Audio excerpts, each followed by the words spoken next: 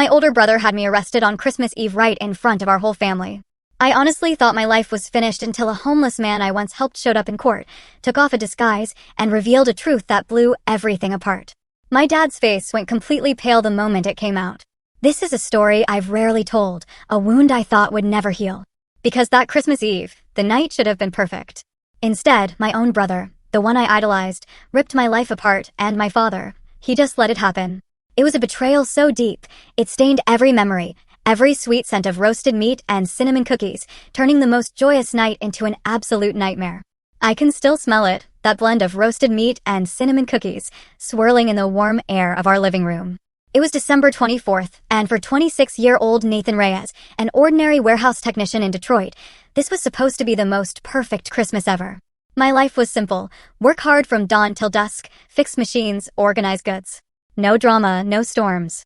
But that night, everything changed forever. Our dinner table was packed, overflowing with relatives. My parents had been preparing for days. Twinkling lights hung everywhere, casting a soft glow on the towering Christmas tree adorned with glittering glass ornaments. Laughter and loud chatter filled the air, old stories, kids showing off, proud parents bragging. I sat next to my mom, Camila Reyes, 53, a gentle accountant whose smile could warm a winter night. She was telling the story of my older brother Jackson's and my first Christmas, her voice warm and full of love. My father, Vincent Reyes, 58, owner of a small auto repair shop, sat at the head of the table. He was stern, patriarchal, and spoke little, but when he did, everyone listened. The whole family was buzzing, eagerly waiting for my older brother, Jackson Reyes, 32, a police officer.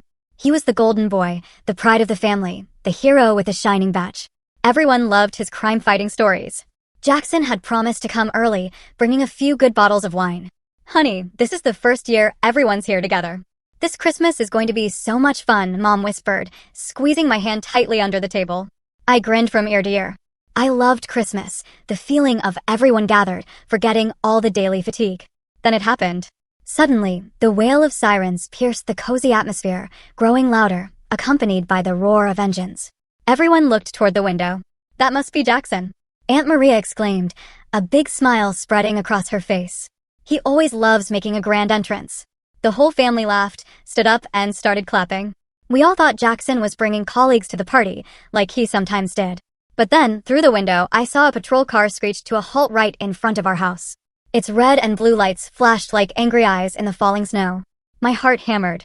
A strange unease crept into me. "Why like this?" Jackson stepped out. His face was cold as stone, not a trace of a smile. Behind him were several other officers, flashlights and radios crackling. The relatives were still cheering and clapping, but then Jackson's expression, it froze the entire room. The warm atmosphere vanished, as if someone had flung open a window and let the icy wind rush in. Jackson pushed the door open, his polished black boots stepping onto the red Christmas rug. His sharp eyes scanned the room then. They stopped on me. My heart clenched. "Everyone listen up," he said, his voice flat, emotionless. "I received an anonymous tip that Nathan is in possession of illegal substances. I have to investigate and clear this up." Those words fell like a bomb, exploding in the peaceful room. A heavy silence descended. I heard a choked sob from a corner. My family looked at each other, then at me, their eyes filled with confusion and fear. Anonymous tip? Illegal drugs? Me? I froze, mouth agape, my brain paralyzed. "What are you talking about, Jackson? Are you joking?" I stammered, my voice trembling. But my brother didn't smile, didn't blink. He looked at me, his voice still ice cold. "Nathan, come with me to the car for a search. It's procedure to prove you're innocent." I shook my head frantically, my feet rooted to the floor. "No, I didn't do anything." "Who made the anonymous call? This is a mistake." Mom gripped my hand tightly, her face pale as death. "Jackson, what are you saying?" Nathan could never, but Jackson raised his hand, cutting her off. "Mom, let me do my job. If it's just a misunderstanding, even better." "Nathan, come with me." The whole family started murmuring, standing up. Relatives whispered, "What on earth is happening?" "It's Christmas Eve. Nathan has never made enemies. How did he get dragged into something this bizarre?" My father stood up, his face grave, but said nothing. He just nodded at Jackson, as if giving silent approval. I was gently pushed toward the door by Jackson, my legs heavy as lead. The entire family followed, crowding into the front yard under the light snowfall.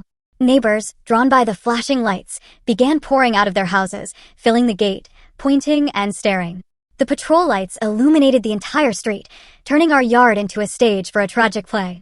Jackson ordered his subordinates, check Nathan's car first, trunk, and jacket pockets. The officers rushed forward like hunting dogs. They opened the trunk of my old car, parked on the curb. And then, God, they pulled out small, opaque white packets that glittered under the flashlight beams.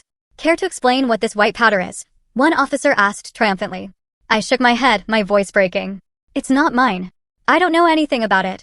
But they continued, searching the pockets of the jacket I was wearing, pulling out several more packets.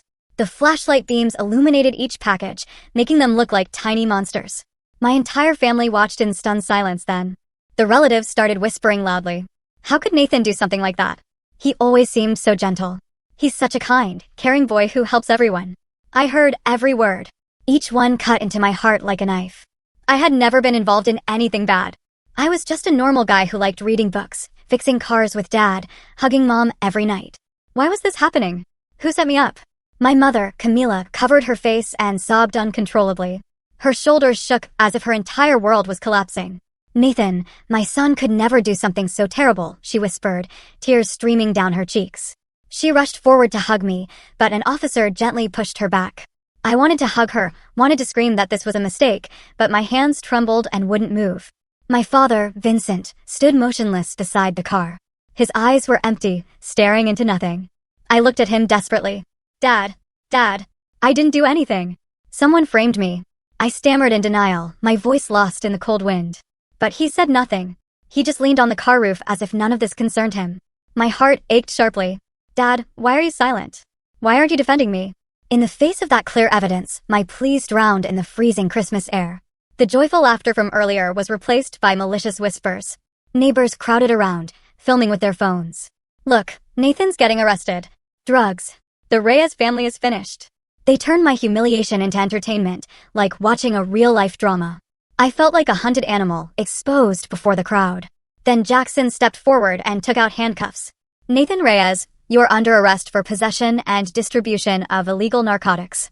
He repeated, his voice completely emotionless, as if reading a warrant to a stranger. I struggled, crying out, Jackson, you have to believe me. I didn't do this. This is some kind of conspiracy. But the officers pinned me against the car hood and cuffed my hands in front of the entire family and neighborhood. The metallic click echoed, cold as the ice outside. My mother rushed forward again, clinging to me and screaming. Jackson, you can't do this to your own brother. Nathan is your little brother. She cried until her voice was raw, clutching my jacket, soaking my shoulder with her tears. She wouldn't let go. The family stood around us. Relatives tried to intervene, but the tension was suffocating. Suddenly, my father stood straight and said coldly, Camila, be quiet. Let the law do its job. Mom stared at him in shock, then released me, stepping back with tears streaming down her face. I went pale and gave up completely. Why would Dad say that? Why was my brother doing this? I let the officers push me into the patrol car amid the flashing lights and venomous whispers in the yard. Snow fell gently, but I didn't feel cold, only a burning pain in my chest. The Christmas dinner turned to ashes as the car pulled away, taking me from the warm house into the darkness of the most horrifying Christmas night of my life. Through the window, I saw my mother collapse in tears. The relatives stood frozen. My father, he just stood there, his gaze as cold and empty as stone. I kept thinking about that anonymous call. Someone had reported me. Someone had planted the drugs. But why did Jackson believe it so instantly? He was my brother. Sitting in the car, handcuffed, I tried to think, how did those drug packets end up in my pockets? I clearly remembered putting on this jacket this morning. There was nothing unusual. The trunk had been locked since last night. Someone framed me. But who and why? Jackson was my brother, the person I had looked up to since childhood. Why was he doing this? Was he forced? No. His face had been completely cold, without a trace of hesitation. The anonymous call? Was it just an excuse? The car drove through the familiar streets of Detroit, pale yellow streetlights shining on the white snow. I thought about my life. 26 years old, no wife, no children, just a stable job and a family. I was kind. That's what everyone always said. I liked helping people, fixing neighbors' cars for free, bringing food to the homeless in the park. Why had fate thrown me into this hell? My heart raced. Cold sweat poured out despite the freezing winter night. The patrol car stopped in front of the police station. A grim, gray building with black iron bars looming menacingly under the flickering neon lights. The officers yanked me out of the car, their hands gripping my arms so tightly it felt like they were afraid I'd bolt. I stumbled forward, my legs heavy from the handcuffs and the fear gnawing at every cell in my body. Move it. Walk now, one officer barked, shoving me through the main doors. Inside, the air was thick and oppressive, reeking of burnt coffee mixed with sweat and old paper. They marched me down a long, echoing hallway. The sound of boots on the floor rang out like the drums of doom. They shoved me into a holding cell. A narrow, freezing, damp little box. For gray concrete walls, a hard metal cot with a paper-thin mattress, and a filthy toilet in the corner. The iron door slammed shut behind me. The lock clicked like a final verdict. I collapsed onto the cot, hands still cuffed, my mind spinning with everything that had just happened. The warm Christmas dinner, the relatives' laughter, the smell of roasted meat. Then the sirens, the flashing lights, those unfamiliar packets of drugs pulled from my pockets and trunk. Who framed me? Where did that anonymous call come from? Jackson, my own brother. Why did he do this to me? I shook my head, trying to chase away the chaos in my thoughts, but they kept crashing over me like violent waves. That night stretched on forever. I couldn't sleep. I just lay curled up, shivering from the cold. Wind whistled through the tiny barred window, carrying the bite of snow. Screams echoed from the next cell. Someone retched loudly. A guard's radio crackled with static. I thought of Mom. She must be at home right now, sobbing uncontrollably, trembling. She had always been my safe place, shielding me from Dad's harsh words ever since I was little. And Dad, his silence was like stone. That empty stare haunted me. And Jackson, the pride of the family, had now become the one who threw me into prison. Tears rolled down my cold cheeks, hot and stinging. I prayed, begging for this to be nothing more than a nightmare, that tomorrow morning I'd wake up in my warm bedroom. But the next morning, reality was even colder. The clink of the lock jolted me awake. 2 officers entered, hauled me to my feet without a word, cuffed me again, and marched me down the hall to an interrogation room. That room was colder than the cell. An old wooden table, hard metal chairs, and a one-way mirror. I knew someone was watching through it. 2 detectives were already waiting, one tall and broad with a thick beard, the other skinny and wearing glasses. They read my file in flat, mechanical voices. Nathan Reyes, 26 years old, warehouse technician, arrested for possession and distribution of illegal narcotics. They turned on the camera. The red light blinked like a demon's eye. Then they laid out the packets on the table. Those opaque white packets gleamed under the fluorescent lights. I sat across from them, heart pounding. I didn't do anything. I blurted out immediately. Those aren't mine. Someone planted them on me. I repeated it over and over, voice shaking but determined. I told them everything. The Christmas party, the anonymous tip, the search of my car and jacket. But the 2 detectives just smirked. Everyone who comes in here says the same thing, the bearded one sneered. Then the questions came like bullets. Who are your partners? Where did you get the stuff? How many times have you sold? Confess. Cooperate, and we'll go easy on you. I shook my head wildly, sweat soaking my shirt. I don't know. I don't have any partners. This is the first time I've ever seen those things. The questions grew more aggressive, more suffocating. My head was spinning. The room seemed to whirl around me. I wanted to scream, to slam the table, but my hands were cuffed. I could only sit there and take it. Suddenly, the door opened and Jackson walked in. He stood behind the detectives with his arms crossed, face as cold as the night before. My heart clenched. Jackson, I didn't do this. I whispered, hoping he would save me. But he just looked at me and said flatly, Nathan, confess, cooperate, and you'll get a lighter sentence. If you don't, you'll go away for life. I stared at my brother in utter despair, tears spilling over. What are you saying? I was framed. You're my brother. You're supposed to believe me. I tried again, voice breaking, reminding him of our childhood, how he used to protect me from bullies at school. But Jackson didn't flinch. His eyes were like stone. The evidence is clear, Nathan. Don't make this worse. He turned and walked out, leaving me completely shattered. The interrogation ended. They dragged me back to the cell. I collapsed onto the cot, my mind blank. Why was my brother doing this? He had been my hero, the cop with his shiny badge. Now he was pushing me deeper into hell. I kept thinking about that anonymous call. Was it possible Jackson knew something? Or was he forced into this? No. His face had shown no hesitation. Fear started creeping in. I curled up in the corner, trembling. The next day, they told me I had visitors. My heart raced. Mom. It had to be Mom. But when I walked into the visitation room and saw them through the thick glass, it was both my parents. Mom sat there, eyes red and swollen, hands shaking as she held a tissue. Dad sat beside her, face as cold as ever. I sat down and grabbed the phone. Mom, I didn't do this, I whispered right away. But Dad cut me off, his voice harsh. Nathan, you've been nothing but a burden your whole life. Now you've disgraced the entire family. Confess. So we don't have to carry the shame anymore. I froze as if I'd been slapped. Dad, how can you say that? I didn't do anything. He shook his head and kept going. You've always been weak, always needing someone to protect you. You messed up. Own it. Don't drag the whole family down with you. His voice was ice cold. No concern, no encouragement. I looked at him, my heart breaking. Dad, I'm your son. Mom burst into tears. Nathan, I believe you. I'll find a way to help you. I'll hire a lawyer, she whispered, tears streaming down her face. But Dad immediately shut her down. Camila, the evidence is overwhelming. He has to face the consequences. He pulled her up, not letting her say another word, and led her out. I watched them go, tears pouring down my own face. The visitation room felt empty, leaving me alone with the pain. The news spread like wildfire. The papers ran the story immediately. Police officer's younger brother arrested for drugs during Christmas dinner. Photos of me in handcuffs, pale under the flashing lights, went viral on social media. Friends, neighbors, coworkers, everyone turned away. No calls, no messages.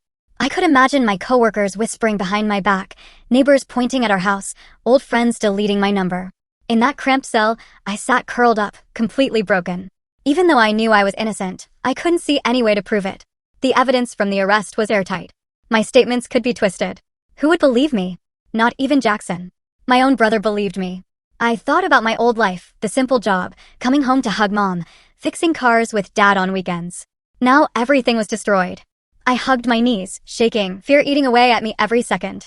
The whole world had turned its back on me, my family, society, and even I was starting to doubt myself. On the second night in jail, real terror set in for the first time. Lying on that hard, freezing cot, listening to the wind howl outside the window, I thought I might never get out.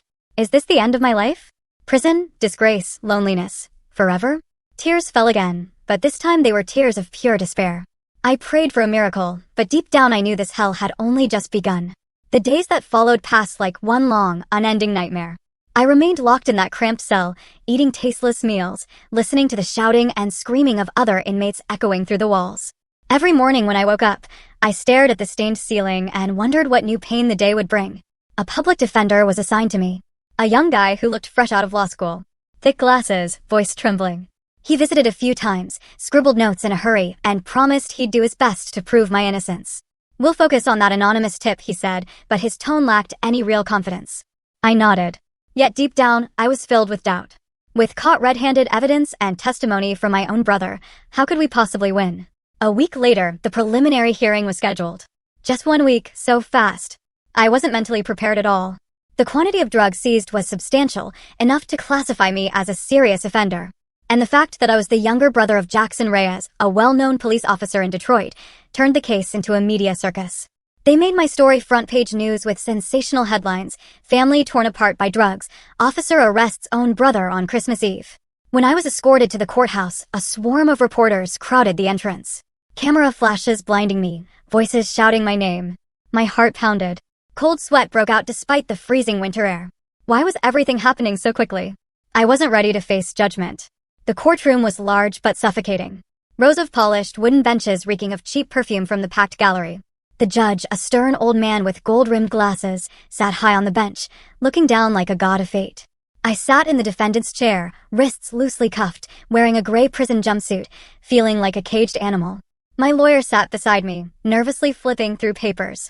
The prosecutor, a sharp middle-aged woman with her hair in a tight bun and a voice like a blade, stood and presented the charges. She projected images of the evidence onto a huge screen. Those opaque white packets gleaming under the flashlights from that night. The defendant, Nathan Reyes, was caught in possession of a large quantity of illegal narcotics, sufficient for distribution, she declared, her voice echoing through the room. She read Jackson's report. My own brother's words, in meticulous detail, the anonymous tip, the search of my car and jacket, the discovery of the drugs. The testimony of the other officers followed. Every detail matching perfectly as if it had all been scripted. I sat there, feeling cornered. No way out. Every photo, every word was another brick in the prison wall being built around me. My lawyer tried to counter, but it was painfully weak. He argued that the anonymous call was suspicious, that someone could have planted the drugs. There is no direct evidence of intent to distribute, he said, voice slightly shaking. The prosecutor cut him off instantly. Caught red-handed with the substances in his personal vehicle and clothing.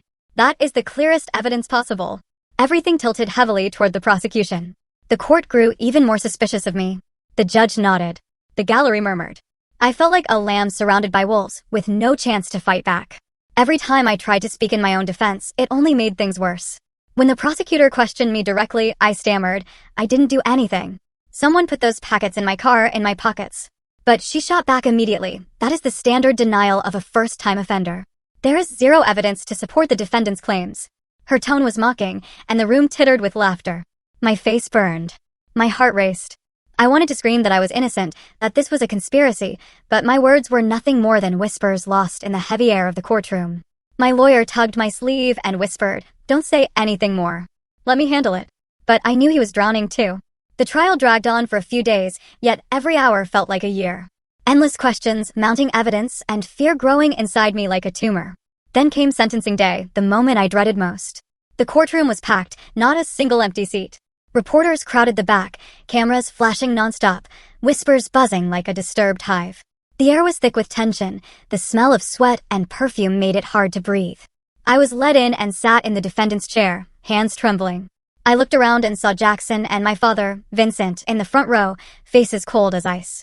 They wouldn't meet my eyes, just leaned in and whispered to each other, secrets I couldn't hear. My heart ached. My father and brother, once my pillars, now sat there like strangers, as if waiting for the sentence to finally close this chapter. Didn't they feel any pain? Why weren't they fighting for me? Beside them, my mother, Camila, sat hunched over, face buried in her hands, sobbing. Her shoulders shook uncontrollably under the stares of everyone around her. She looked years older, more gray in her hair, eyes swollen from endless crying. Her pain cut through me like a knife, choking me. In that heavy moment, as the judge banged the gavel for order, I bowed my head, trying to breathe. Then, by chance, I glanced toward the very back row and froze. There, among the crowd of strangers, sat the familiar old homeless man I used to see in the park near my house. He sat quietly, silver beard, unkempt, wearing the same tattered coat. My heart raced. Why was he here? The old man looked up, met my eyes, and smiled, a gentle, warm smile in the middle of that cold courtroom. He gave a small wave as if to say, "It'll be all right, kid." His eyes were full of kindness, just like all the times we'd met. Memories came flooding back in slow motion. That park was where I used to go after work to unwind. The old man would always be on the same bench, surrounded by his bags. The first time I gave him a few coins, he thanked me in a raspy voice, "You've got a good heart." Then I started bringing him an old jacket when it got cold, sandwiches, hot coffee. Sometimes we'd talk about life, about struggles. He'd tell me about his years on the streets, but he was always optimistic. "Life is like a river, son. It bends and twists, but it always reaches the sea in the end." His simple, sincere advice had helped me through tough days. "Don't let fear win," he once said, patting my shoulder. I never asked his name. I just called him the old man from the park. And now here he was, in the middle of my fateful trial, as if to offer one last bit of hope. But against the mountain of evidence and the weight of public opinion, even his presence couldn't ease my despair. He was just a homeless man. What could he possibly change? The courtroom still buzzed with malicious whispers. Reporters still scribbled furiously, and the judge still sat there with his gavel, ready to fall. Looking up at the judge, I felt with absolute clarity that my life was about to end today, and no one in this room could save me. The air before the bench felt as heavy as a boulder crushing my chest. Every stare directed at me, every dry rustle of the prosecutor's papers, every tense breath from the crowd, everything made me feel small and powerless, on the verge of suffocating. In that moment, I understood something even more painful than the sentence about to be pronounced. I was utterly, completely alone, drowned by fabricated evidence, betrayed by the very people who shared my blood. The second that gavel came down, my entire life would be buried forever. The judge cleared his throat, ready to pronounce the words that would seal my fate. The entire courtroom held its breath. The air grew so thick it felt compressed, pressing down on my chest until I could barely breathe. All whispering stopped. Only the rustle of papers and a faint cough from the back corner remained. Reporters sat frozen, pencils poised, camera flashes primed. I glanced toward the front row. Vincent and Jackson sat there, eyes cold, the corners of their mouths curling into faint, secretive smirks. No grief, no tears, no trembling. They looked as though they already knew the outcome, as if this sentencing were merely the final formality in a play they themselves had scripted. My own father and brother, blood relatives, sat watching like detached spectators at a movie, not like the family of the accused. Why were they smiling? Why weren't they fighting for me? That betrayal cut deeper than any knife. I bowed my head lower, my cuffed hands shaking uncontrollably, fingers clenched so tightly the knuckles went white. I waited for the words. Guilty, imprisonment, words that would obliterate my life. No job, no freedom, no future, only darkness. Just as the judge raised his gavel to bring it down, a powerful, unexpected shout exploded from the back of the room, startling everyone. "Stop. I have proof that he is innocent." The raspy, determined voice sliced through the silence like a bomb. The entire room whipped around. Murmurs rose like a tidal wave. I jerked my head up, stunned, heart pounding wildly. It was the homeless old man from the park. He had leapt to his feet, one arm raised high, silver beard trembling, tattered coat flapping. His face was flushed with emotion, but his eyes burned with resolve. Why was he doing this? I couldn't understand why the old man would risk himself like this. Yes, I had helped him, given him spare change, an old jacket, sat and talked on tired evenings after work, but this was a courtroom, not the park. He was a stranger, a wandering old man. How dare he stand up for me here? My heart raced. A tiny spark of hope flickered amid the despair, but then doubt rushed in. What could he possibly have? Evidence? Or just empty words? Vincent and Jackson spun around, faces turning crimson with rage, eyes murderous. Jackson shot to his feet first, flashing his gleaming police badge under the lights, his voice booming. "This is disruption of court proceedings. Officers, restrain that man and remove him immediately." Several uniformed officers rose, hands on their holsters, moving toward the old man. The room erupted into chaos. Reporters snapping photos frantically, whispers turning into a roar. My mother lifted her tear-streaked face, staring at the old man in bewildered shock. I sat frozen, unable to believe my eyes. Jackson, my own brother, was trying to silence the one person who might save me. Why was he panicking? His face had gone pale, his hands trembling despite his attempt to maintain authority. But the old man did not flinch. He stood tall, voice calm and steady. "Hold it. You cannot arrest me before I reveal the truth." Then, to everyone's astonishment, he slowly peeled off the fake silver beard, shrugged off the ragged coat, and tossed it onto the bench. He wiped his face with a handkerchief, removing layers of dirt and masterful disguise that had hidden him for years. The courtroom fell into a stunned, breathless silence. The face revealed was not an old man's at all. A middle-aged man with short, cropped hair, sharp, intelligent eyes, and features I never thought I'd see again. When Vincent and Jackson saw that face, the blood drained from theirs. My father lurched to his feet, hands gripping the bench in front of him, mouth working soundlessly. Jackson staggered backward, face ashen, his police badge slipping from his fingers and clattering onto the floor. Tears burst from my eyes, instantly uncontrollable, as recognition hit me like a thunderbolt. It was Uncle Jameson Reyes, Vincent's younger brother, the uncle who had vanished 3 years ago, presumed dead. We had even held a symbolic funeral when his body was never found. The uncle I had adored as a child, the one who told adventure stories, taught me to fish by the river, shielded me from Dad's harsh words. And he was the old man from the park I had been giving money to. Old coats, late-night conversations, memories flooded back like a tidal wave. All those evenings in the park when he listened to me complain about work, about family, offering gentle wisdom. "Nathan, you have a good heart. Never let anyone take that from you." I had never recognized him. The disguise had been flawless. But those kind eyes, now I understood. He had been watching over me all this time, protecting me from afar. I sobbed aloud, my voice breaking so the whole room heard. "Uncle Jameson, is it really you?"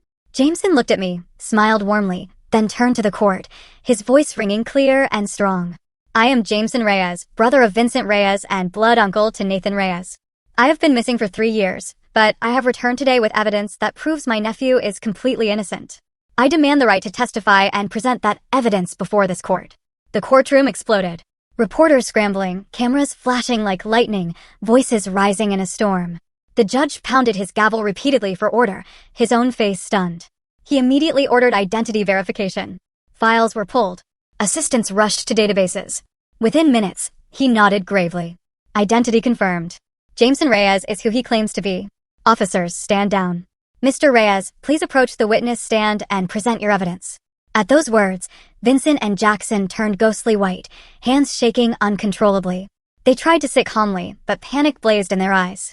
My father whispered frantically to Jackson, face flushed and sweating. Jackson gripped the armrests until his knuckles went white, staring at Uncle Jameson as though staring at a ghost. I sat there, heart thundering, tears still streaming down my face. Why had Uncle been alive all this time? Why the disguise?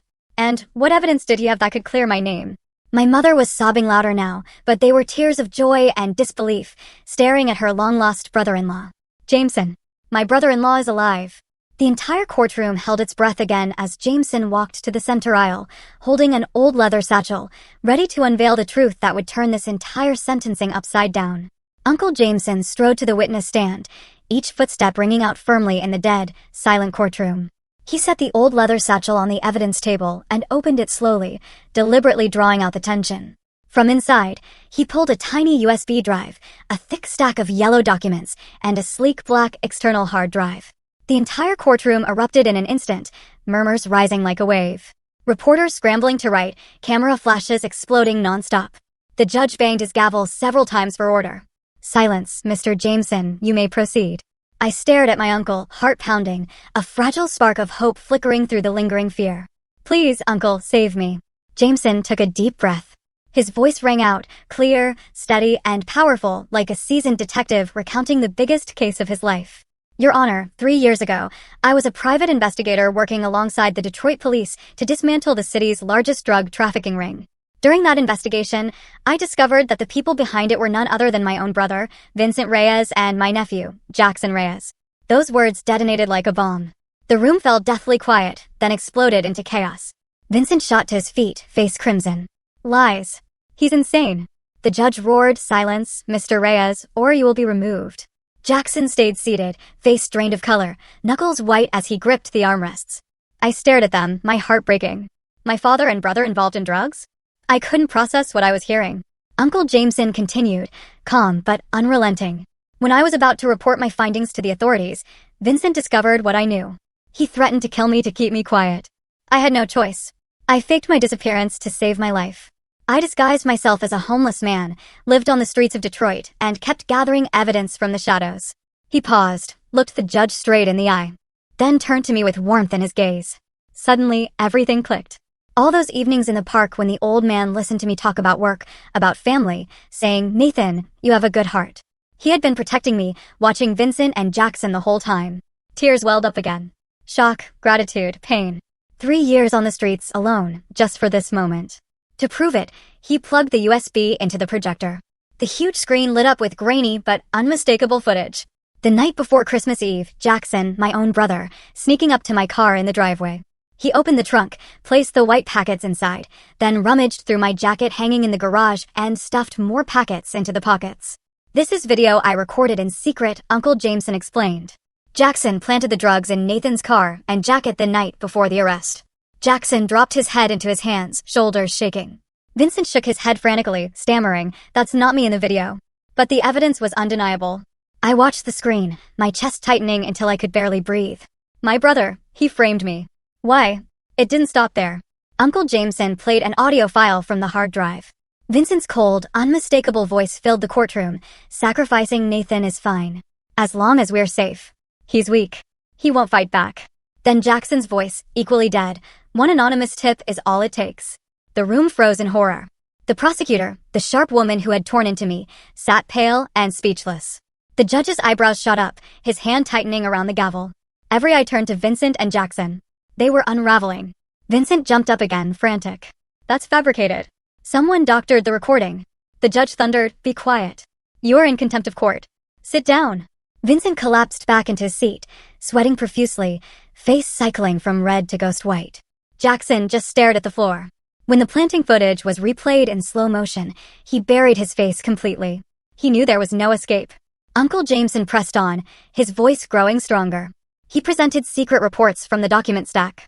Vincent and Jackson are currently under federal investigation for their drug network.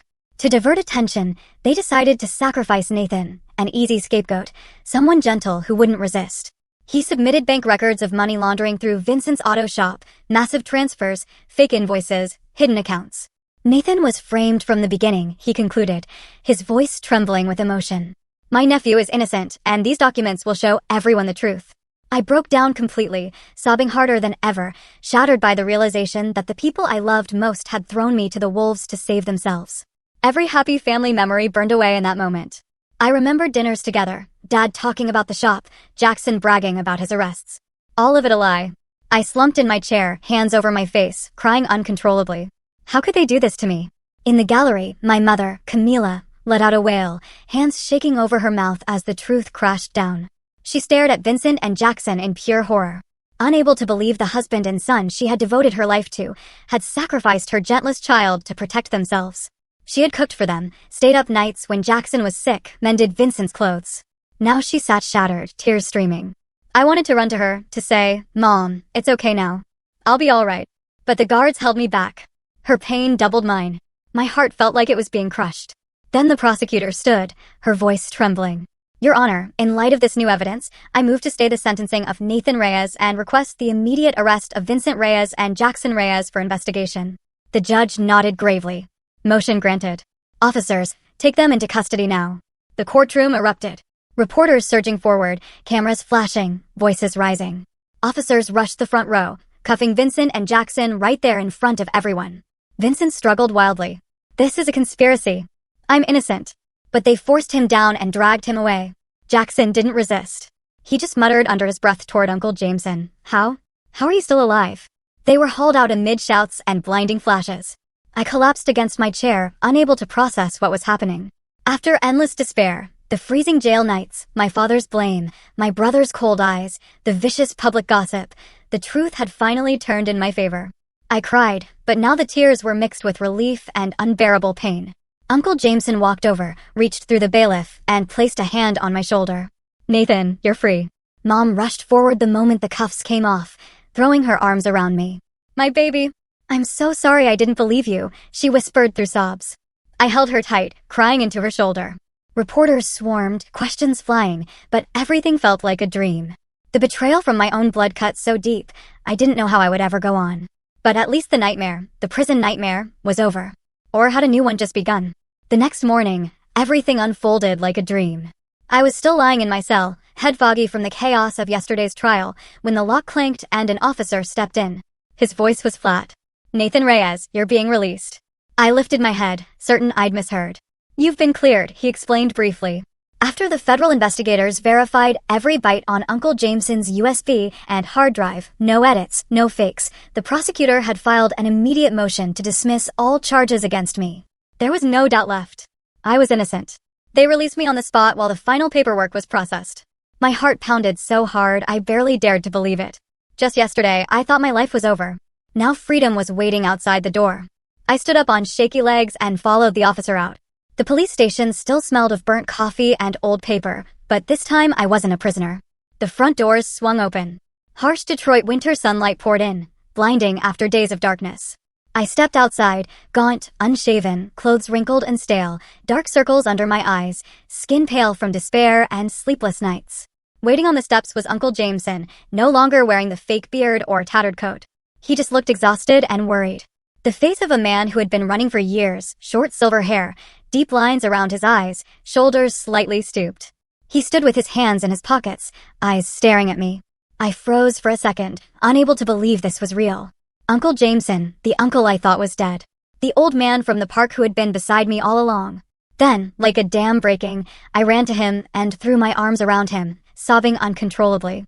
"Uncle James, thank you for clearing my name." I whispered, voice breaking, tears soaking his shoulder. Finally, someone had believed me, saved me, pulled me out of hell. He hugged me tight and rubbed my back. "Nathan, I'm so sorry I let you suffer this long. It's over now, kid." We stood there on the police station steps, holding each other, crying like two lost children who had finally found their way home. Reporters lingered nearby, but in that moment, the world contained only the two of us. We went back to the familiar house on the outskirts of Detroit, the same house where the Christmas dinner had shattered. Mom had come home earlier and prepared a small meal, but her eyes were still red when she saw us. She threw her arms around Uncle Jameson and whispered, "Brother, how are you alive? Why didn't you come back sooner?" He gave her a sad smile and patted her shoulder. "Sister, I had to wait for the right moment. Now, I'll tell you everything." We sat in the living room where the Christmas tree still stood with a few glass ornaments dangling, a painful reminder of that terrible night. Uncle Jameson poured water for everyone, took a deep breath and began to speak in a low, steady voice, as if opening a secret book that had gathered dust for 3 years. 3 years ago, he said, while working as a private investigator assisting the Detroit police on a major drug case, I started tracing suspicious transactions. He followed shipments, bugged phones, and slowly discovered that the people running one branch of the ring were none other than Vincent, his own brother, my father, and Jackson, his nephew. My brother. I couldn't believe my eyes, he said, his voice trembling. Vincent was laundering money through the auto shop. Jackson was using his badge to bury evidence and protect the operation. My chest tightened as I listened. How was this possible? Dad? The stern, patriarchal man I always thought was honest? Jackson, the family hero? When Uncle Jameson was about to turn everything over to the feds, Vincent found out that night. Uncle overheard a conversation through a device he had planted. Vincent and Jackson calmly discussing how to get rid of him, hire a hitman, stage an accident, anything to make him disappear. They talked about it like the weather, Uncle said bitterly. Vincent said, Jameson knows too much. We have to take him out before he talks. My fists clenched so hard my nails dug into my palms. I couldn't believe my own father and brother had been willing to kill their own blood just to protect their profits. Part of me collapsed inside. Dad, Jackson, were you monsters all along? I remembered Dad scolding me for being weak, Jackson mocking me for not being tough enough. Now I understood. They chose me as the sacrifice for exactly those reasons. Tears rolled down my face again. Mom pulled me close, crying too. How could they do this to their own family? Knowing some high-ranking officers had already been bought, Uncle had the bribery list. He couldn't safely report it. That same night, he got his wife and daughter out. I used every trick I knew, he said, his eyes distant. Multiple vehicles, cross-state routes, fake names, staying off cameras. I got them into temporary witness protection in another state, a place no one could find. He came back to Detroit alone to keep gathering evidence, waiting for the safest moment to strike. I couldn't let that network keep destroying lives, he said. But Vincent had put a price on his head. Once, he was ambushed on the outskirts of town, shot in the shoulder, bleeding heavily. I hid in the woods, patched myself up, then went completely dark so I wouldn't endanger my wife and daughter, he said, voice breaking. Unable to return to a normal life, he chose the perfect invisibility, a homeless man. No one notices the homeless. I lived near Vincent and Jackson's routes, he said. Slept on park benches, ate scraps, but I never stopped watching. I planted bugs, filmed, secretly documented every deal. I remembered all those evenings with the old man in the park. How he listened to me talk about my day, about family. I wanted to be close to you, Nathan, he whispered. I knew you were gentle, and I was terrified they'd target you. My heart warmed even as it ached. He had sacrificed everything, his family, his health, his identity, just to bring justice. While gathering evidence, he discovered Jackson was under fresh federal scrutiny. The ring was about to be exposed. They needed a fall guy to misdirect the investigation. From the recordings, Uncle heard Vincent give the order. If we have to sacrifice someone, it's Nathan. He's weak, he's kind, and he won't fight back. Hearing those words, ice ran down my spine. I had never felt so small, so disposable in the eyes of the people who raised me. Why? Why me, Uncle? I whispered, voice cracking. He took my hand. Because you trusted them completely, Nathan, and they knew it. Uncle Jameson knew I was the next target. He tried to warn me indirectly in the park, but couldn't speak openly in case Vincent was watching or had eyes on me. I could only drop hints, he said. Things like, family isn't always what you think, or be careful even with those closest to you. I remembered those exact words. I had thought they were just the ramblings of a lonely old man. He waited for the one moment it would be safe to reveal himself, my trial, when the media, the prosecutor, and the court were all present, and Vincent had no chance to silence him first. I had to wait until it was safest, he said, his eyes red. If I came out earlier, they might have killed me, and you'd still be convicted. When Uncle Jameson finished, the room fell into heavy silence. Mom held me tighter, tears falling silently. I stared out the window at the soft Detroit snowfall, but inside me, a storm raged. 3 years of disappearance, a story of sacrifice, danger, and quiet, fierce love. Uncle had risked his life to save mine, to save justice. And me? I had lost my family, or rather, realized the family I thought I had never truly existed. Dad and Jackson were in jail, awaiting their own trials. Mom was shattered. I squeezed his hand and whispered, "Thank you, Uncle. I'm not alone anymore." He smiled, patted my shoulder. "Never again, Nathan." But the silence was heavy because we both knew these wounds would take a very long time to heal. My life had turned a new page. Yet the shadow of the past still loomed large. A little while later, while the air in the room was still heavy, Uncle Jameson slowly stood up and reached for the same old leather satchel he had carried since yesterday. I watched him, a mix of curiosity and exhaustion in my eyes. "Uncle, is there something else you haven't told us?" I asked softly, my voice still trembling from the earlier revelations. He nodded. His eyes weren't filled with pain this time. They were shining with something else, hope. He opened the satchel and carefully pulled out a thick packet of documents, sealed with red wax and tightly bound with cord. The pages inside looked old but well preserved, as if they had been guarded for years. He placed it on the coffee table in the center of the living room and spoke in a low, warm voice. "Nathan, this is the trust. Fund your grandfather, Milton Reyes, left specifically for you.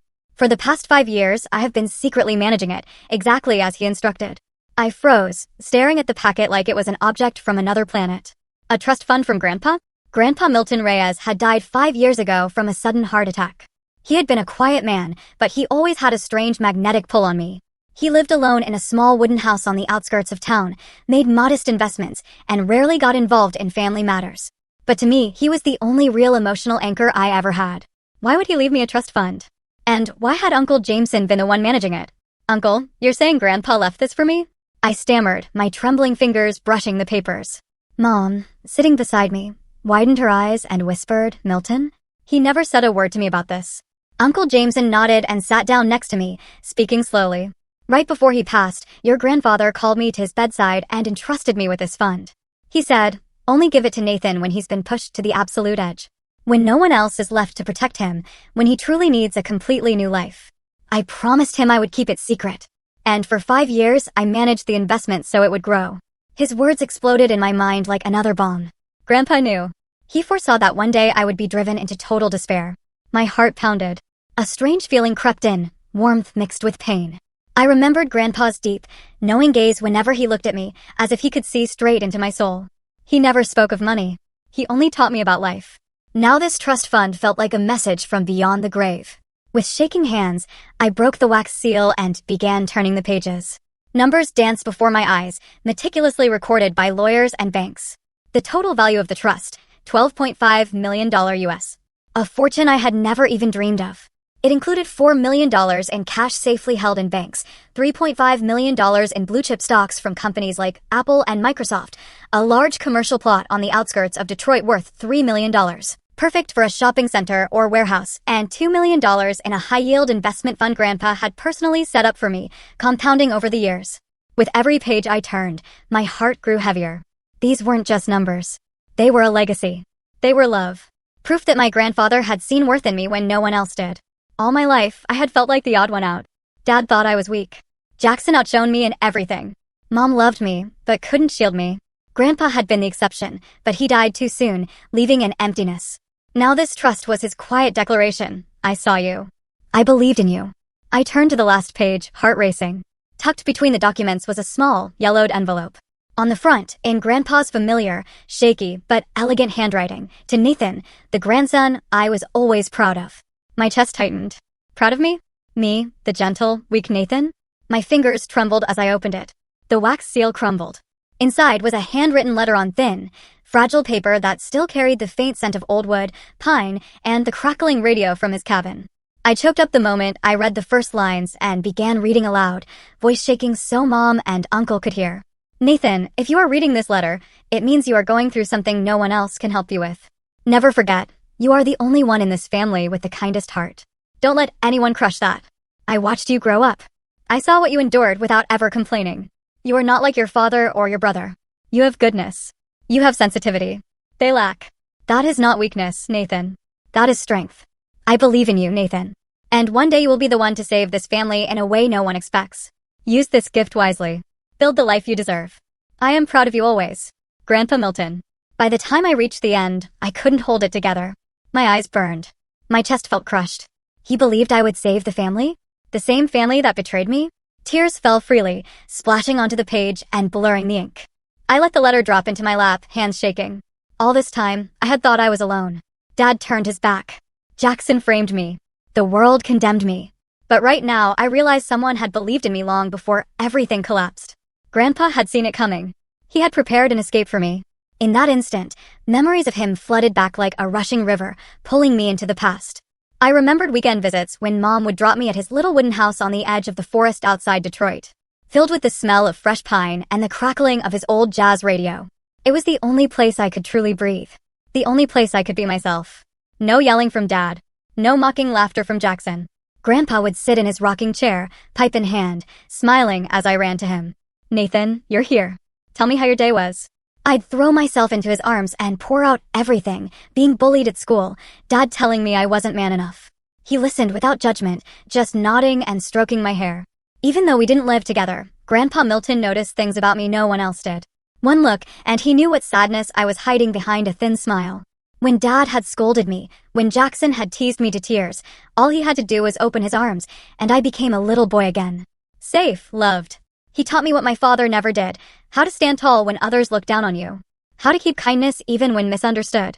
And most importantly, that sensitivity is not weakness. You have a heart stronger than anyone else in this house combined. Nathan, he once said, ruffling my hair, his voice warm like a winter fireplace.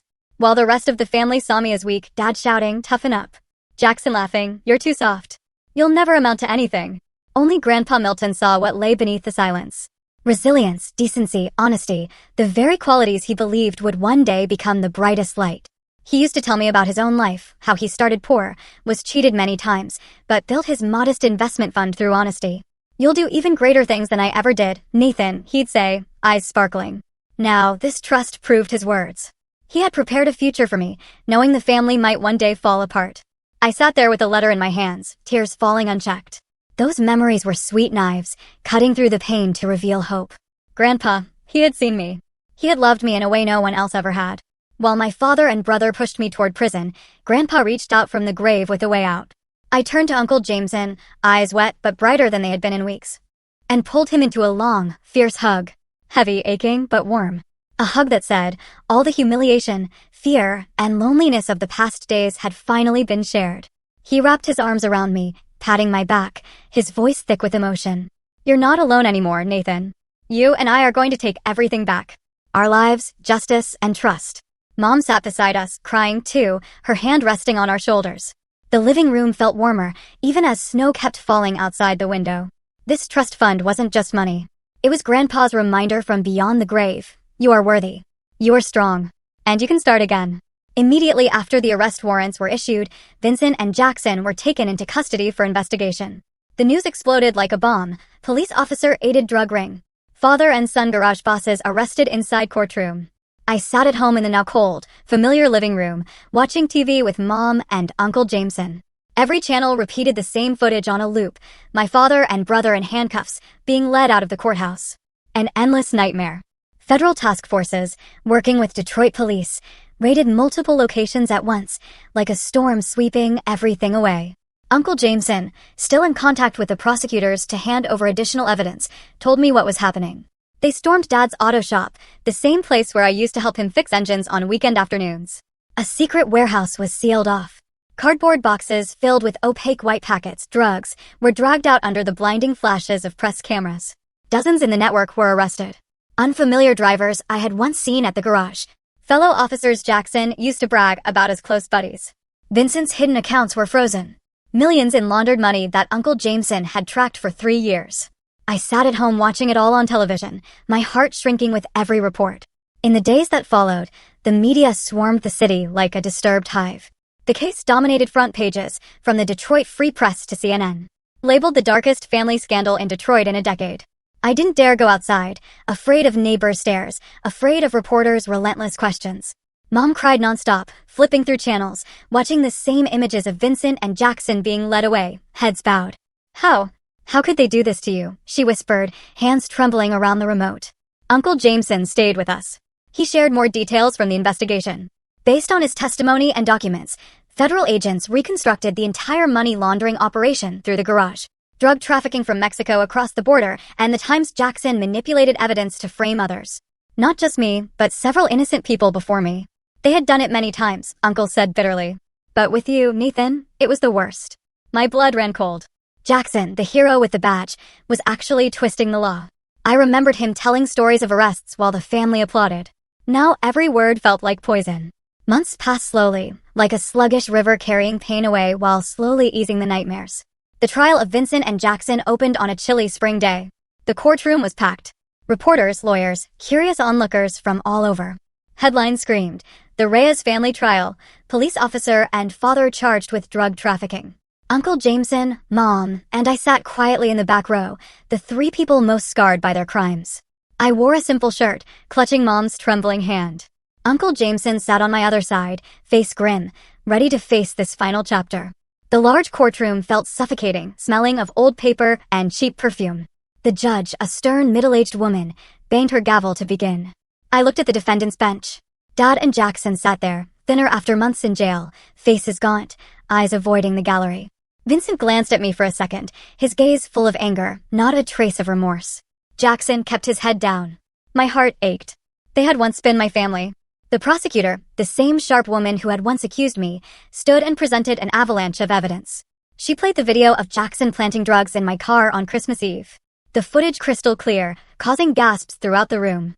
"This is evidence tampering and fabrication to frame an innocent person," she declared, her voice like steel. Next came financial records of money laundering through Vincent's garage. Massive sums funneled through hundreds of fake accounts. Confessions from arrested members of the ring echoed over the speakers. Vincent was the boss. Jackson covered for us. And the climax, the recording of Vincent coldly saying, "Sacrificing Nathan is fine as long as we're safe." Mom buried her face in her hands and sobbed when his voice filled the room. Jackson tried to blame his father. "Dad forced me. I was just following orders." Vincent fired back. He did it on his own. "I didn't know anything." Their selfishness and lack of remorse were laid bare before the court. No regret, only desperate attempts to save themselves. Their defense attorneys scrambled, but the evidence was overwhelming. I watched them, torn between rage and pity. Why wouldn't they admit it? Why not apologize to me? To Mom? Mom sat silently, crying the entire time. She had never imagined the day her husband and son would be tried as some of the city's most dangerous criminals. She used to cook dinner for Vincent every night. Used to beam with pride at Jackson's batch. Now she sat, trembling, hands over her mouth. "Mom, are you okay?" I whispered, holding her tighter. She shook her head, tears streaming.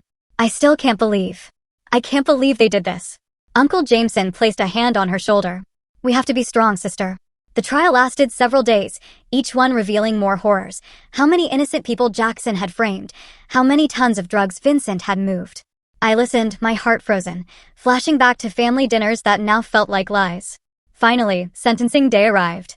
The courtroom was more packed than ever. The judge stood, her voice grave. Vincent Reyes, 35 years in prison for money laundering, drug trafficking, and conspiracy to commit murder. Jackson Reyes, 28 years, for aiding and abetting, evidence tampering, and planting false evidence to frame an innocent person. The sentences rang out like thunder. The room erupted, cameras flashing nonstop, voices rising. Vincent and Jackson were cuffed and led away, faces pale and broken. Vincent struggled weakly. Jackson walked with his head down, silent tears falling. I watched them one last time. That was my father, my brother, now prisoners. After the verdict, the three of us stood and quietly left the courtroom together. No words, just walking side by side, each carrying our own wounds. Mom cried silently. Uncle Jameson sighed. And I felt empty. Outside, dozens of reporters surged forward, microphones raised. "Nathan, how do you feel about your father and brother's sentences?" I turned away. Uncle Jameson shielded us. "No comment. Please give us space." The case became one of the biggest shocks in Detroit history. Not just for the scale of the drug ring, tons of narcotics, millions laundered, but for the family tragedy laid bare before the entire city. I went home, shut the door, and collapsed. I took a deep breath of cold winter air, feeling as though I had finally stepped out of the last shadow of my old life. Behind me, the family, trial, testimony, sentences, betrayal. Ahead, a new life I never imagined. Freedom, the trust fund, and hope. The pain was still there, and I knew it would take a long time to heal. But for the first time, the future felt possible.